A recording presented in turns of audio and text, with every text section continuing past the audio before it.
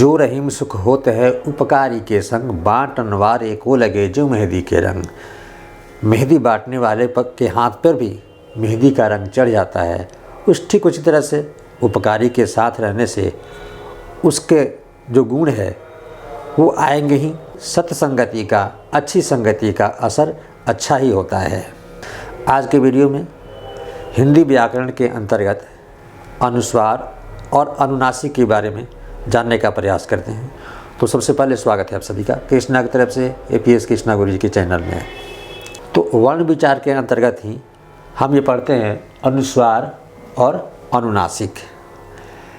ऐसे व्याकरण क्या करता है, हमारी संदेह को हरता है, संदेह को दूर करता है। जैसे व्याकरण कहा जाता है कि व्याकरण जो है वी धन अवधन हार, इससे मिलकर बना है, जिसका अर्थ है वी से विभिन्न, अव से संदेह और हार से हरने वाला, हरण करने वाला।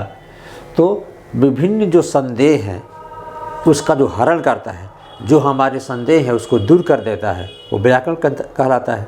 तो अनुस्वार और अनुनासिक।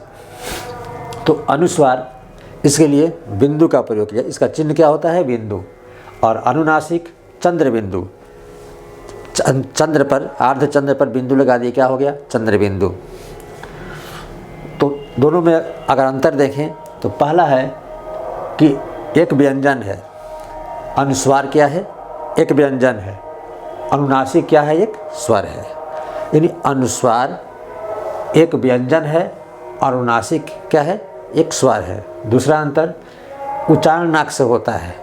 अनुस्वार का उच्चारण नाक से होता है, यद्यपि इसे अनुनासिक का उच्चारण नाक और मुंह दोनों के मिलने से होता है, यानी दोनों के सहयोग से उच्चारण करते हैं। तीसरा ये हो गया, इसके लिए चिन्ह का प्रयोग बिंदु होता है। अनुनासिक के लिए अर्धचंद्र और बिंदु, यानी चंद्र बिंदु। फिर वर्ग के पंचम वर्ण के लिए क्या है, अनुस्वार का प्रयोग उस वर्ग के पंचम वर्ण के लिए किया जाता है।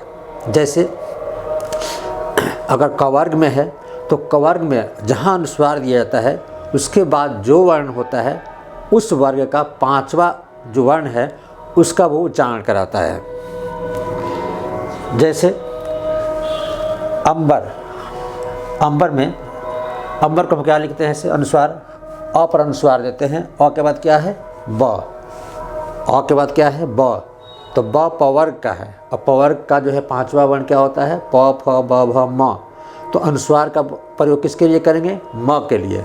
यहाँ अनुस्वार के लिए किसका प्रयोग, अनुस्वार का प्रयोग किए किसके लिए, म के लिए। तो क्या हो जाएगा, अंबर, यानी म का उच्चारण होगा, अंबर।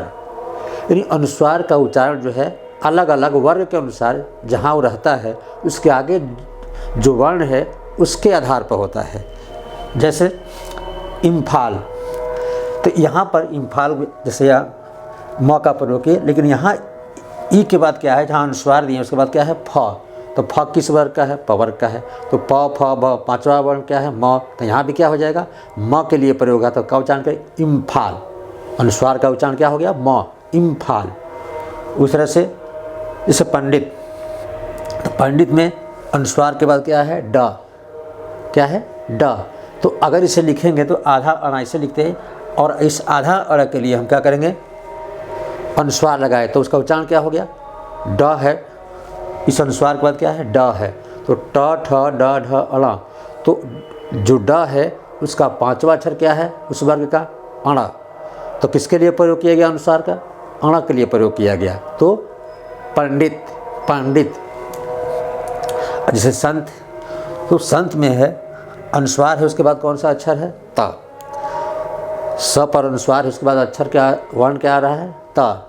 तो तवर्ग का पांचवा क्या होगा, त थ द ध न। तो प्रत्येक वर्ग का जो पांचवा वर्ण है वो क्या है, पंचमाक्षर। पांचवा अक्षर क्या है, पंचमाक्षर उसे कहते हैं, पांचवा जो अक्षर यानी वर्ण आता है। तो इस प्रकार से अनुस्वार जो है पंचमाक्षर, उस वर्ग के पंचमाक्षर के लिए प्रयोग किया जाता है।